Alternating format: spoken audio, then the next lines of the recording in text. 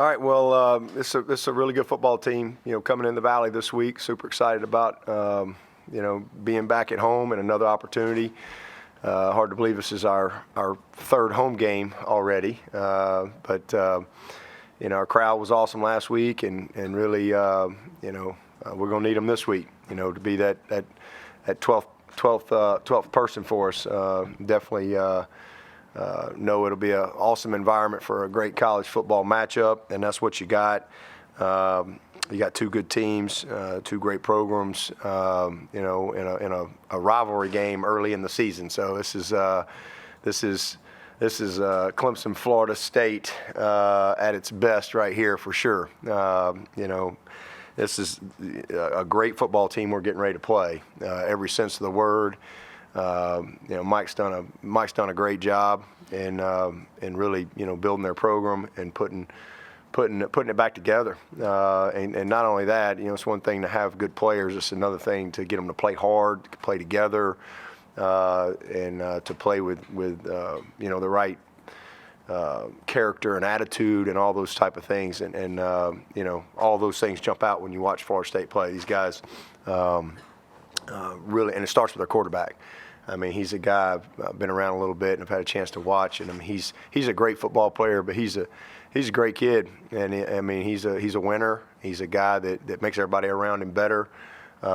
He's got a ton of football character and a ton of just character in general, and that kind of shines through him in every aspect of his life. So I got a lot of respect for this team. Very, very experienced football team that we're getting ready to play on offense and defense. Got a lot of guys that have played a lot of football.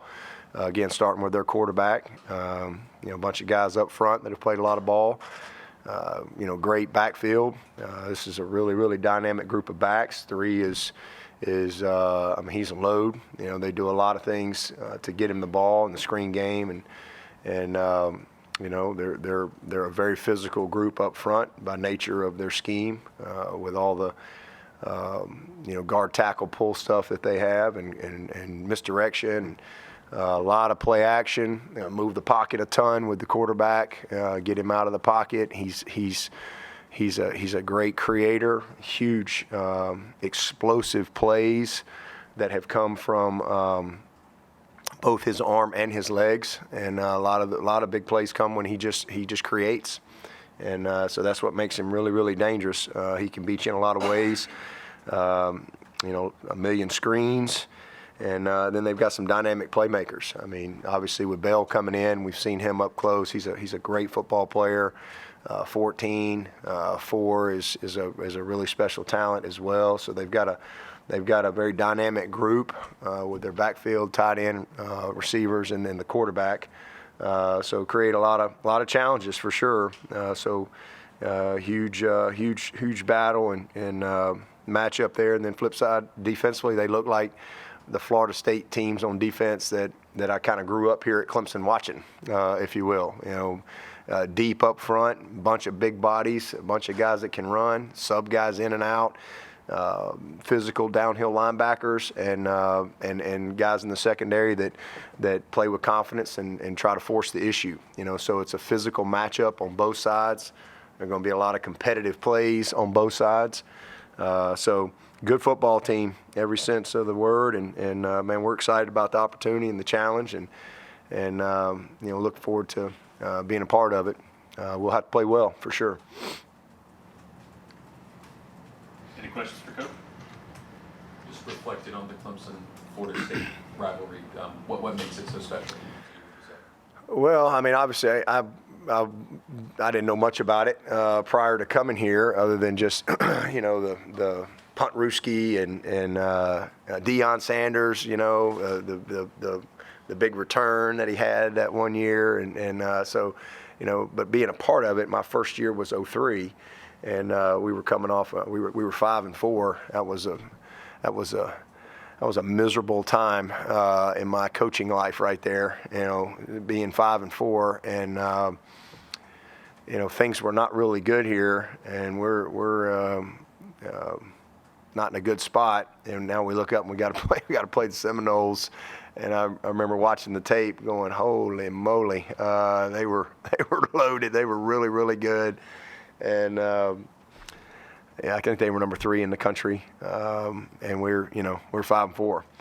But man, we made a bunch of plays. Charlie Whitehurst played out of his mind. Our receivers made some huge plays. I remember, D. Ham and Youngblood and Aries and Tony and Dwayne Coleman and our guys that we had there.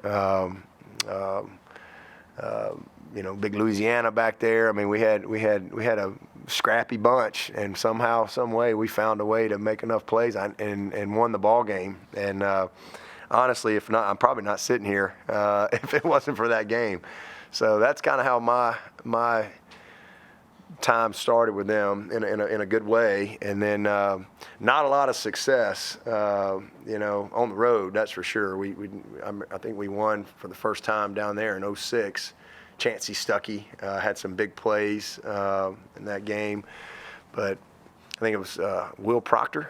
Is that right? Will Proctor was the first quarterback to win down there in a while. But we went on, I don't know how long. It was a long time before we won down there, and so that was a big win. And we didn't win again down there for a while. Maybe was it 16? Yeah, so I mean, it was a long time. We had some almost, when we had them, the one game down there, we led the whole game. Was that 10? And kicked like an 85 yarder to win it with 2 seconds. Never forget that. And then we had the game in 14 where had first and goal from that far, and we ended up punting. You remember that? Remember that one. And then we fumbled the ball late and then gave up the long pass on like 2nd and 23. They threw like an 80-something yard touchdown. It was a crazy game. But so we've had a lot of battles. I mean, so I think to answer your question, you've had games like that, crazy plays, huge moments. And then flip side, we've had some big ones here. And, we won here. Obviously 3 was a huge win, and we had a couple others. But in 9, my first year, we started out 2-3 that year, and went down there to Miami and beat Miami top 10, and we had to play Florida State. That was a crazy game. That was ironically DeAndre McDaniel going in the Hall of Fame this weekend. That was the DMAC game that'll forever. So there's just these huge plays on both sides that I think have made this a great rivalry. Obviously, them joining the ACC when they did, and Bobby Bowden, and then Tommy Bowden being here, that created, the Bowden Bowl, and created even more, just, I guess, intensity or scrutiny to this game from across the country and so forth. And then obviously the players on the field created a lot of great moments over the years. And then in 11, that was a huge, huge win for us. That was the year that, we had to play the 3 ranked teams in a row. We played Auburn, played Florida State, Virginia Tech, and at that time, nobody had ever won 3 ranked games in a row in the ACC. And not sure we had much chance going into it, especially coming off a 6-win season. But we won all 3, and that was a huge game. So just a lot of big games over the years. 13, they smashed us right here in the Valley. I mean, that was one of the worst football nights of my life. I mean, we just could not get out of our own way. I mean, they were really, really good, and went on and won the national championship, that year. So a lot of great moments, a lot of great battles, and then I think as we had divisions in the league for, I don't know, since 05, I mean, outside of, I know Wake went one year, and maybe BC went early in a year, but it was pretty much Clemson, Florida State. And so that game for so long came down to, if you won that game, unless you screwed it up somehow, you were probably, because now you got to lose 2, right? So I think that's what has driven a lot of it, just in my 20 years here. So, this is one of those on paper that is a really good matchup. When when they're top 5, it's obviously it makes life harder on you. When they were in the ditch a few years ago, are you like, this is great? No, man. Listen, hey, this is Clemson, Florida State. None of that matters. It doesn't matter. I mean, what the record is. It doesn't matter who won last year. It doesn't matter what you ranked. This is a game that you better show up. You better show up and be ready. And you know, it's certainly great for the ACC when you have a lot of competitive balance like we have. I think our league is really good. We got a lot of good players and a bunch of great quarterbacks, and we play about every one of them. So this is just another battle along the way. It's going to be a bunch of battles ahead. But Clemson, Florida State, you can throw all that stuff out the records. I mean, just like, we were 5-4 and upset the number 3 team in the country. It doesn't matter. This is a game of passion. This is a game of a few plays typically every year. Yeah, there's some anomalies. There's been some on both sides where Clemson's given up 1 million points and could barely move the ball. So I've been on both sides of it. And it really doesn't matter what you did last week or last year or whatever. This is just one of those games. They're all big. They're all the biggest game. This is the biggest game of the year because it's the one we're playing. And I know nobody wants to hear that, but that's the fact. And if you don't have that mindset and when you're on this side of this microphone, you're not going to be very consistent or very good. You win this game, well, guess what? You go to Syracuse next week and lay an egg. Well, nobody cares, right? So every game is the biggest game of the year. But there are those games along the way that you have along your path that just got a little more juice to them. And there, you get these rivalry matchups where there's a lot of familiarity and intensity with your fan bases and things like that. And this is just one of those games. To his point, though, the fact that they're the top 5 team now and you guys aren't ranked, which is kind of weird. Well, I mean, they've earned that. No, absolutely. Yeah. But is there a chip on the shoulder factor from your standpoint for the first time in a while, just because they're the one that's ranked and you guys aren't? No, I mean, we ain't worried about none of the ranking stuff. I mean, it really, I mean, again, we've played 3 ball games. We lost our opener on the road, and they're undefeated. And so, that's just where we are. Again, you can.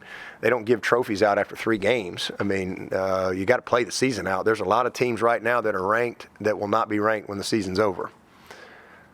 I'm pretty sure that's an accurate statement. And there's several teams, probably not a lot, but there's several teams that aren't ranked right now that they're going to finish ranked when the season's over. It's a long season. So, none of that stuff matters. I mean, this is 2 good football teams that are going to battle out, and who knows what anybody is right now. Well, you face a wide receiver group that looks like they could post up for Leonard Hamilton. I mean, what concerns? I mean, they got some big guys. Yeah. I think that are all just now there, this year. But I mean, what are concerns when you face big wide receivers? Well, I mean, it's not just having big wide receivers. It's the totality of their package of what they do. I mean, they're physical up front. It's all built through trying to stay on schedule on first down through the run game, the misdirection, the boots, the nakeds, a lot of RPOs off the counter scheme. That's what creates problems because that you can't just say, all right, we're going to stop this great receiver over here. They got a great running back. They got a great dynamic quarterback who they're going to get on the edge.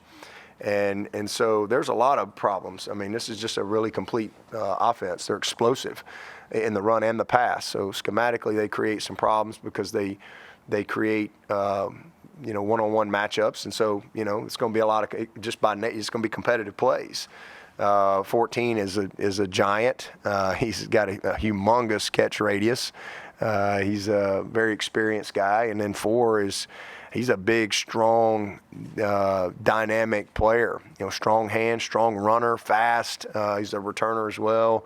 So, just elite football players create problems. But it's more than just being elite and talented players at that position. It's the package of how they put it all together because it really challenges you from a discipline standpoint, eyes.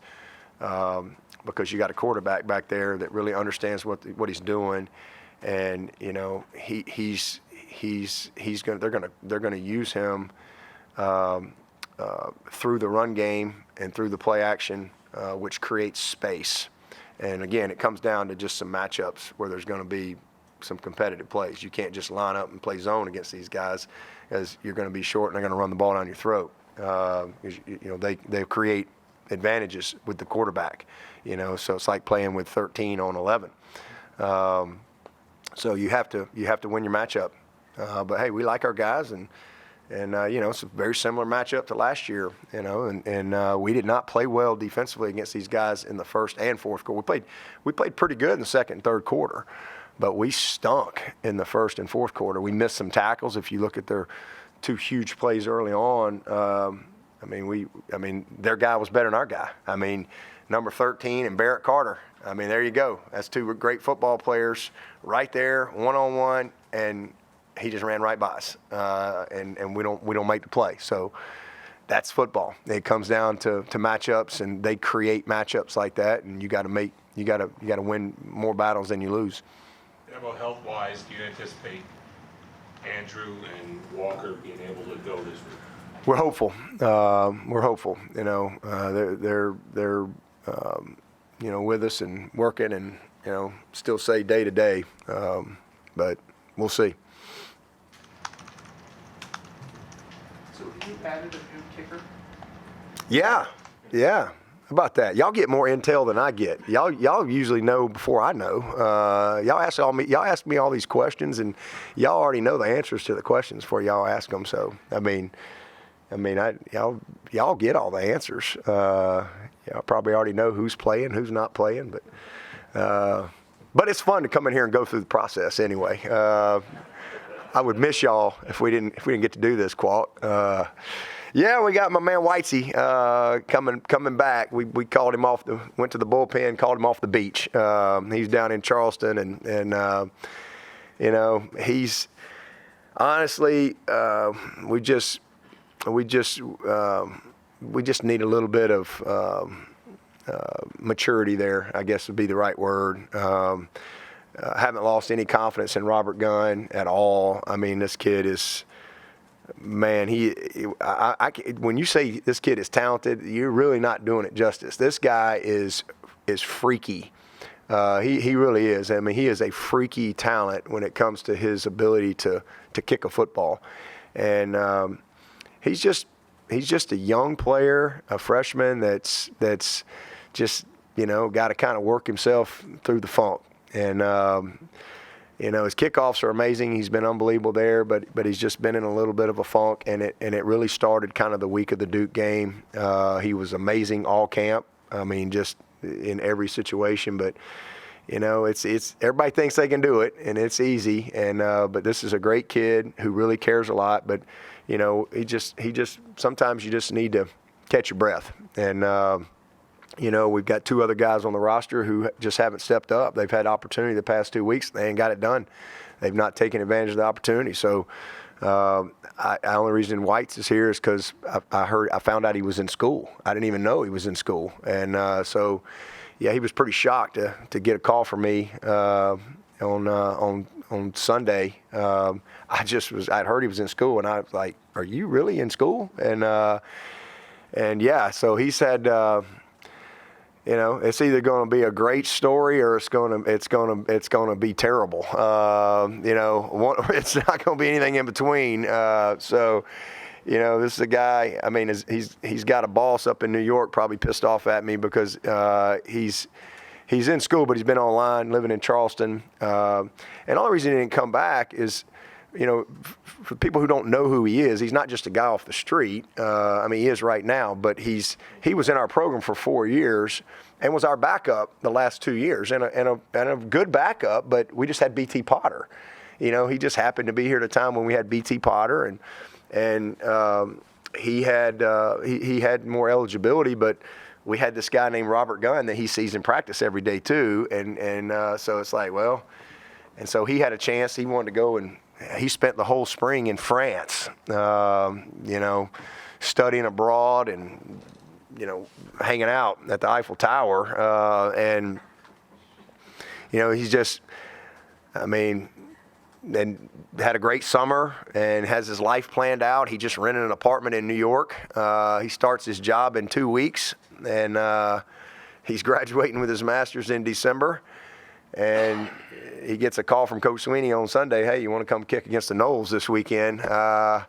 He's just crazy enough to want to do it. And might be what we need right now. So, I mean, he was 7 for 8 yesterday, so he hadn't kicked the ball since April. So hopefully he'll be ready. But we got to have a change there. I mean, it's just where we are, and we'll see what happens. So what was the distance? Will he start against Florida State? Yeah, he'll start. What was the distance on the 7? I don't know. Hang on. Let's see warm-ups, okay? Let's hold that thought. He's starting today, but we got a long week of practice, and we got warm-ups. So we'll see how that goes. His gun still do kickoffs? Oh yeah. He's got no issues there. He's just got to settle down. That's kind of he's gotten to a point where he's trying to. And I think it's more he's just mad and he's trying so hard. And he's kicking his field goals like a kickoff. And we just got to. He'll work his way out of it. What was the distance, the furthest, or did you do a range on the 7 for 8? Did I arrange it? What was the furthest he hit a field goal from? He's pretty solid from about 45 in. Again, he hadn't kicked since April, so he didn't even have any balls. I just asked him if he kicked, and he said no. And he said, "Let me go kick a few. I'll call you and let you know if I can do it." And so he called and said, "I think I can do it." And I said, "All right, what are you going to tell your boss?" He said, "I don't know. I'm going to have to call the boss." And so I have no idea who. Appreciate the boss up in New York. Hopefully they still got a job for him in January. But I guess he's going to be paying rent for an apartment in New York for a few months. But we'll see. We're going to Syracuse next week, so maybe he can moonlight while we're up there. I don't know. Well, like a red zone option, like closer in, and you still have gun. Yeah, if we had to kick a long one, Robert. I mean, he's definitely your best option there. But we just need somebody to make some layups right now. With gun, it looked to me. I'm not a kicking coach. I'm say that. The first one that he missed, maybe he got a little too deep, and I don't know if that's the right term, but maybe a little too far forward.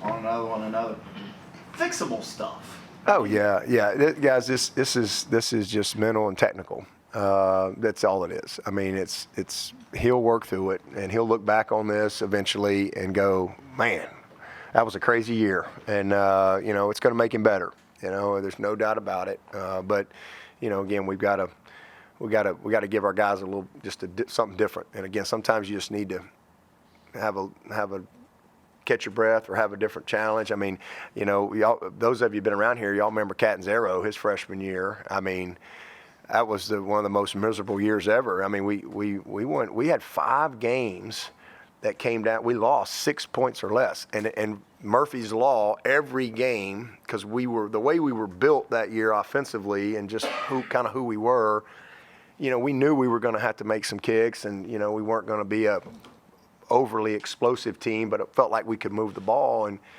it just seemed like every game came down to a kick, and we just couldn't make a kick for save our life. And I mean, and that guy left here as the leading scorer in the history of the school and made some of the biggest kicks in our program's history, right?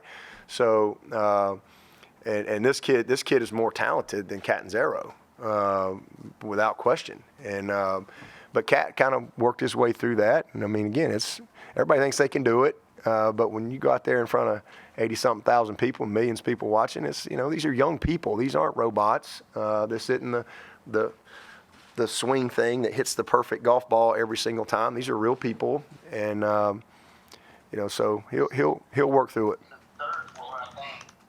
No, third floor. Clifton, Got another conversation going on here. Clifton, if you could please keep your mic muted on Zoom. that'd be great. Clifton, we're having a press conference. We're trying to have a press conference. Don't interrupt. With White's compliance and stuff like that, just since he had the extra year, was it as simple as calling him, adding him back to the roster? Yeah. He'd been in school, so the biggest thing was eligibility. And so he was in school all spring, and he's a full-time grad student now. He just living on the beach in Charleston doing it, 2023. So and getting ready to start his career in 2 weeks. So just kind of, we're just kind of fortunate that way that we had another guy available, we'll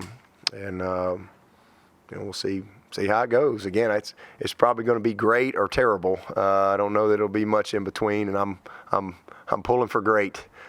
How many people do you call? And that, like, you get this idea, and then obviously there's like academic side of it that like has to get back in. Like, what was your Sunday? I just found out that, he was in school. The comment was, hey, Jonathan White's is still in school. And I'm like, huh? What? And so I called him. That was it. Talked to one person, because I didn't need to talk to anybody else unless I needed to confirm that he was in school. And then would he even be interested in doing it? And just kind of what all was there. And then once we kind of got to that point, and he decided, yeah, I think I want to do it. Heck, he jumped in the car and drove up here. And I think he called his parents on the way, and they're like, what?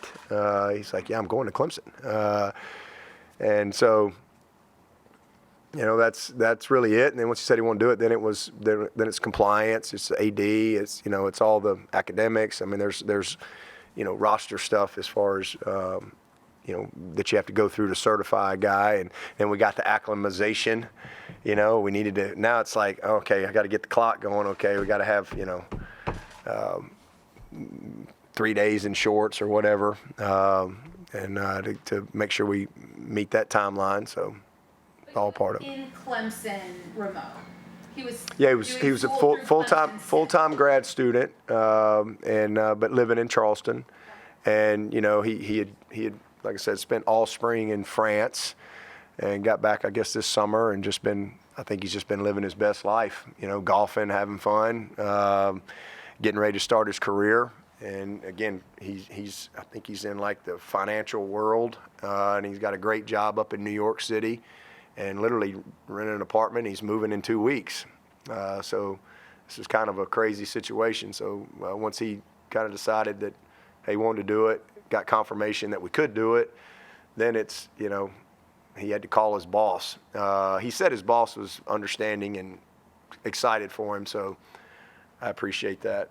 What was your conversation with Robert about this? I just told him, hey, man, I haven't lost any confidence in you, but, again, just need to kind of catch our breath a little bit. Let's just focus on kicking off right now, and we've got to give somebody else an opportunity, and we'll see what happens.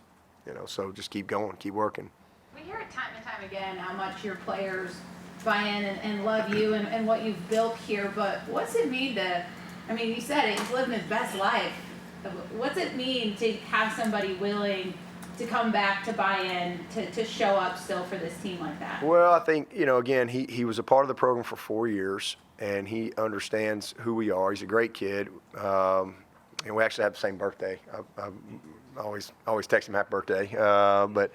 But great family, Portugal kid down there, and came in here as a really highly preferred walk-on guy, and again, just got better and better. And the last couple of years, he's our backup and a ready guy. But again, we had BT Potter, and he just was the number 2 guy. And he had he just wanted to go. He was graduating in grad school and just wanted to go and kind of get on with his life. And I think was at total peace with that.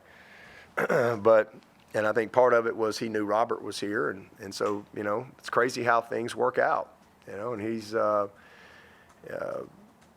excited because he understands the opportunity, and this is something he worked for a long time that it never really happened. But you know what? Hey, things happen on God's timing. It's not always, life is not a perfect path. It rarely ever in life or in football goes exactly the way we want it, right? And but you just keep moving forward and do things right, and opportunities come in different forms and fashion. So. Again, we'll see what happens. I hope it doesn't come down to a kick. I don't know if my heart can take that, but we'll see. He's living on the beach and living his best life. Do you think that sort of unburdened mentality could help when he's? I hope so. He's just a mature guy. He's a grown man. He's not a young player. He's been out there. He's made kicks for Clemson before. He's played. He's kicked off. He's kicked some. So it's not like he's never done it. But I think just the where he is in life, maturity wise, experience wise, definitely serves him well. As you get older and you experience things, your perspective changes. And what was the biggest thing in the world? Oftentimes we look back and we go, that was kind of silly. You can kind of see your maturation process. And I just think he's in a good place like that. Like look, man, I just make a great effort. You know what? I mean, if it doesn't go in, I'm still going to love him. I mean, I'm not one of these people that, there's a lot of people out there, they love me when I win, right? That just comes with the job and the territory, right? And then there's a lot of people that really like you, but you lose, well, they hate you. But at the end of the day, I'm not a different person based on what happens with the scoreboard, and I know that. I'm not defined by that. I'm defined by who God says I am. That's how I'm defined. So I don't get caught up in those things. And we work extremely hard, and we do our best in everything that we do, and make a lot of decisions. And some people like those decisions, some people don't. You're never going to please everybody, but at the end of the day, you've got to have some substance of who you are and what grounds you in this crazy world we live in. Otherwise, you just get swept out to sea. But I'm anchored, and I think he's a guy that I think is at peace with himself and where he is in life, and he's worked really hard. I mean, he's a very, very smart kid. He's highly accomplished as a young person in this world. I mean, what he's done as an athlete, he's been a part of a national championship team. He's done some great things, had some great experiences. He's getting a master's degree. He's got opportunities in the world, and so I just think he's got good perspective, and he's going to give it all he's got. And at the end of the day, that's all you can ask. And Robert has given it all he has. Robert's, I think he's just at that point where he thinks trying harder is better, and it's really not. He's just got to kind of work through this phase that he's in, and he'll get there. He'll get there. You had actually mentioned earlier this year, B.T. Potter. I'll take it back a couple of years ago. You were going to sit him down going into a Louisville game. Then 51-yard field goal is staring you in the face, and you trotted him out there, and he splits the pipes, and that was that. Yeah, was White's the guy? Yeah. And a lot of people don't realize this, but Potter, what did he do? He just kicked off his first couple years around here, right? His first year, he couldn't make a kick. Same thing, highly acclaimed guy coming in here, and was it Hugel? He couldn't beat Hugel out. He couldn't beat him out. Hugel was money. I mean, and Hugel we got out of a tryout, right? And but a lot of expectations on BT. A lot of expectations, and this is a great kicker. I mean, again, one of the best in the history, and but his first couple of years he was kickoff guy, but he eventually became the guy, and he just kind of, and again, just a maturation process that you have to go through. It's a hard position. There's a lot of people that make a lot of mistakes, but not everybody sees them. Left guard will miss a block every now and then, but, nobody sees it. Guy busts a coverage backside, but they didn't throw the ball that way. Nobody even knows. Quarterback missed his read, but he threw a nice completion over here. Everybody's cheering him. Freaking kicker doesn't put it through the pipes. Everybody knows, right? And so it's a really, really, it's not much subjectivity to the kicker position, and it's a hard job. It's a very underappreciated job, as is the snap, as is the hold. These are not easy jobs. These are very, very difficult jobs to do. One other what if. So you have a 52-yarder. It's the most kicking questions in the history. Clifton, you taking notes? This is a great kicking press conference here. I'll ask mine later. How's that? 52-yarder? Yeah, and Robert trots up there and he splits the pipes. Now you got a 38-yarder. Now this, it's got to make you second guess, doesn't it? Yeah, we'll see what happens. Yeah. See what happens. You don't want me kicking. Yeah, man. Me neither. One more kicking question. Yeah. Snapping and the holding, that operation been? It's been great. It's been great. It's been really good. Dabo, what do you think of how have you? We actually made a change there with Casperson. I don't know if anybody's even noticed that. Flo was the snapper last year, but for whatever reason, Flo's balls, we're having to turn it, about 90% of the time. Flo's now the punt. And Casperson, we flipped him. Casperson, he's money. He was almost 100% in camp of catching plays. That's something you don't think about, whereas last year, and not as bad, but all camp, it's having to turn, getting the laces out of the way. Almost 90% of the time. And it's just, Flo, for whatever reason, kind of got himself in a funky groove, because if you really watch great snappers, when they catch it, the ball goes down, there's no laces. And so that's a technique. And so that's why we had to make a change there, because Casperson he's money. It's catching place 90+% of the time. And that makes a difference when you're not having to spin the ball.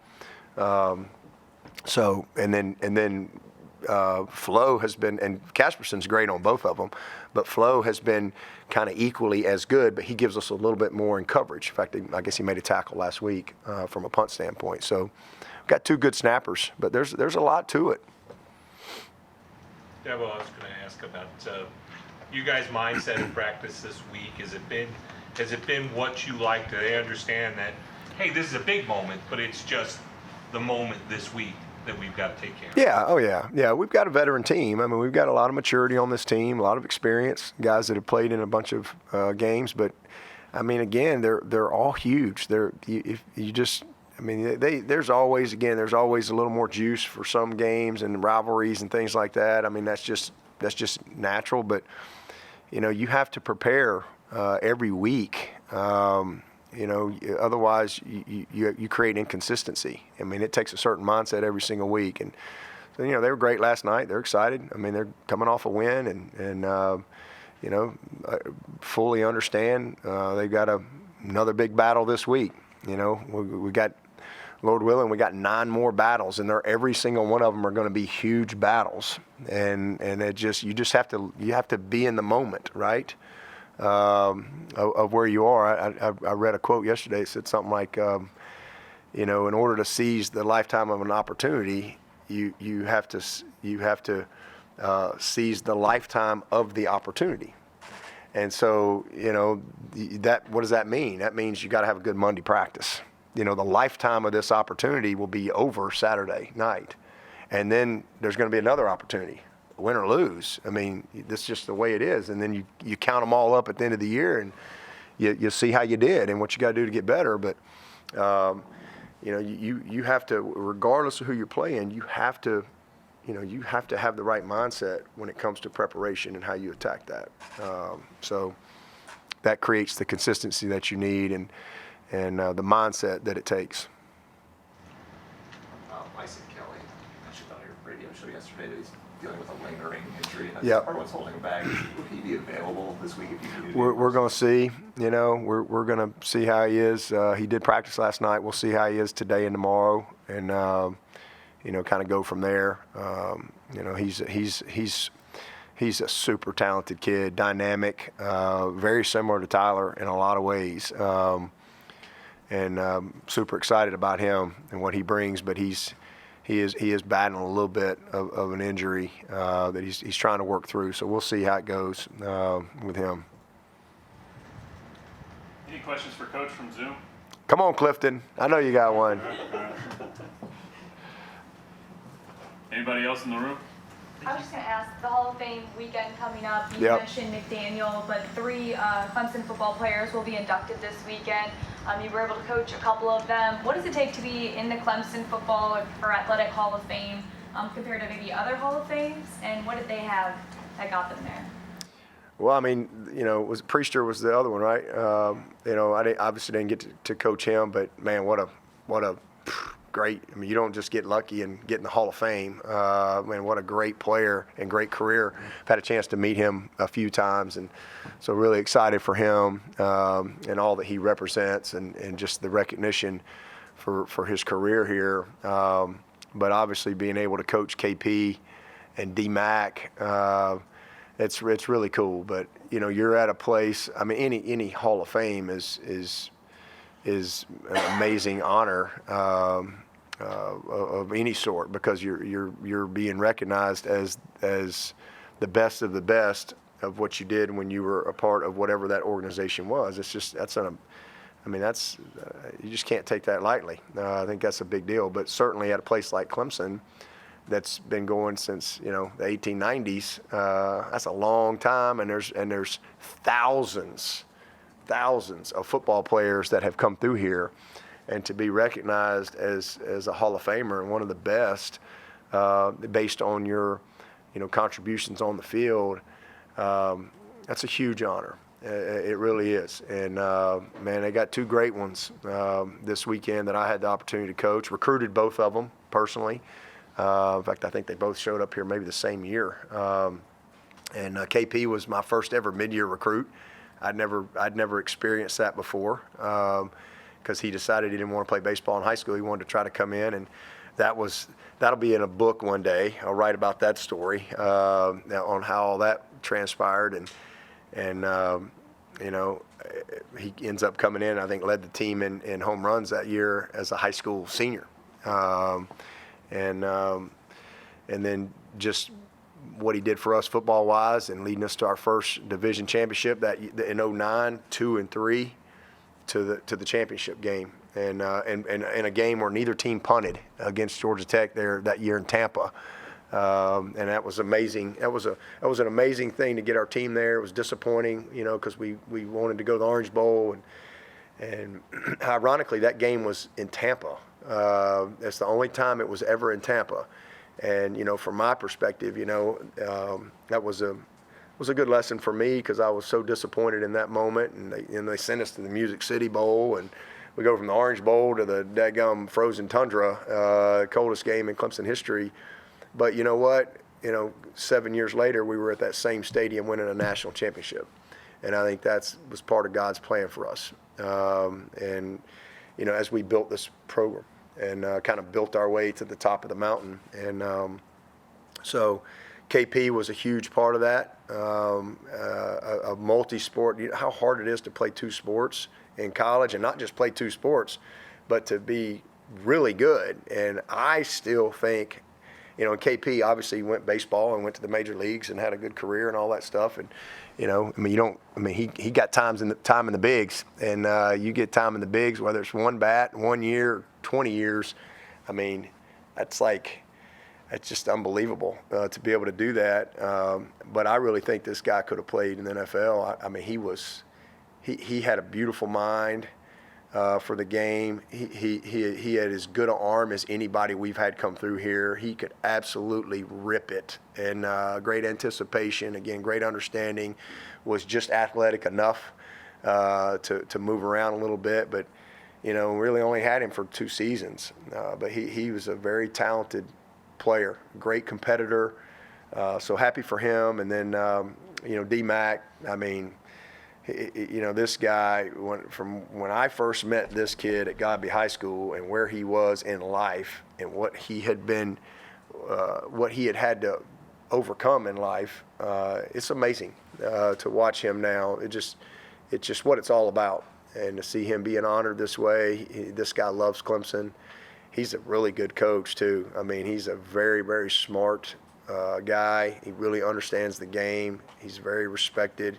He's our senior defensive assistant now. He brings a lot to the room that people don't even know, and he's got a great future in this profession. But it's just been awesome to see him grow and mature. He's got his master's degree.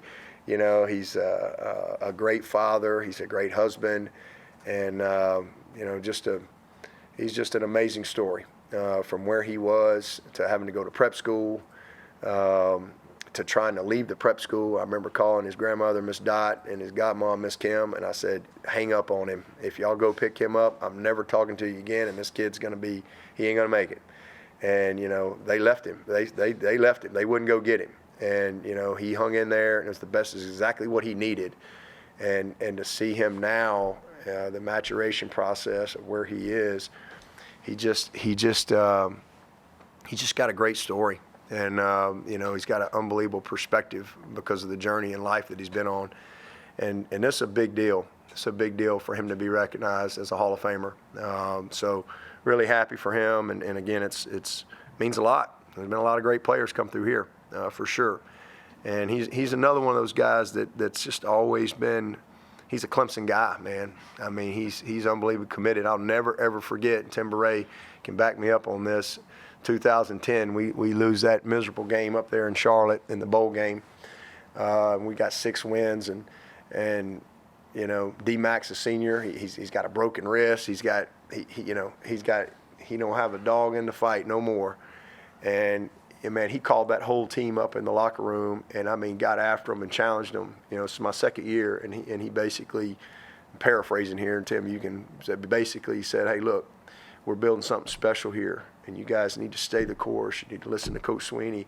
You guys are gonna do this, and this, and it was a huge thing in that moment, from a culture standpoint. And then the next year we won the league, right? And just built our program to the top of the mountain, and we'll build it back to the top again. But it takes leadership like that. It takes great moments along the way like that as well. And so I'm very thankful for those guys, and happy for Priester as well. Looks like David was trying to get in virtually. David, go ahead. Thanks, Ross. Dabo, you talked a little bit about Jordan Travis at the top of this, and how much he makes the guys around him better and sort of makes that offense run. I'm curious where you see Cade in his development of kind of getting to that point at Clemson, and particularly over the last 6 quarters, have you been pleased by the improvements that he's made since the start of the season? Yeah, I think similar. If you go back and look at Travis, a couple years ago to where he is now, I mean, he's just gotten better and better and better. I think that just comes with experience and going through the battles. He's incredibly confident. He's got a great understanding, and he knows where to go with the ball. And then again, he can really create. And there's a lot of similarities with Cade. Cade can really run, and I think he's growing into that. He's started a few games, and every time he has an outing, he grows. So he's a young player. This is obviously another great opportunity for him to continue to develop. He's got beautiful arm talent, but he's gotten better every week, and that's what you want. I mean, he's improved every single week, and again, he's one of those guys that learns as he goes, and I think you'll continue to see that. I think he's got a great future ahead of him, a great career, and Garrett's been very pleased with him as well. I mean, he did some good things last week with his legs. I mean, it's just still the more he plays, the more comfortable he'll get, with all aspects of the position. Anybody else for Coach? You mentioned with portal, it's a fit on both sides. Florida State's had a lot of portal hits. I know there's some portal misses. Why do you think they've been able to evaluate those guys well and bring them in from other schools and have them kind of fit in so seamlessly? Well, I mean, it's no different than any recruiting process. I mean, you got to, they've done a good job of evaluating and then recruiting. I mean, just because you evaluate them and like them don't mean they're going to like you. It's not like you want a nice pair of shoes and you go get them. I mean, the shoes have to want to go on your feet. So it's a two-way street. So I think they've done a nice job recruiting and certainly identifying and filling some needs that they had. Anyone else? Well, we only have a few dozen tickets remaining, so looking forward to a great atmosphere at Death Valley this Saturday. Coach, thanks for your time. We got tickets left? Only a few dozen. A few dozen. All right, well, Jonathan White's family's going to buy them all. Yeah. Coach Dominic Thomas will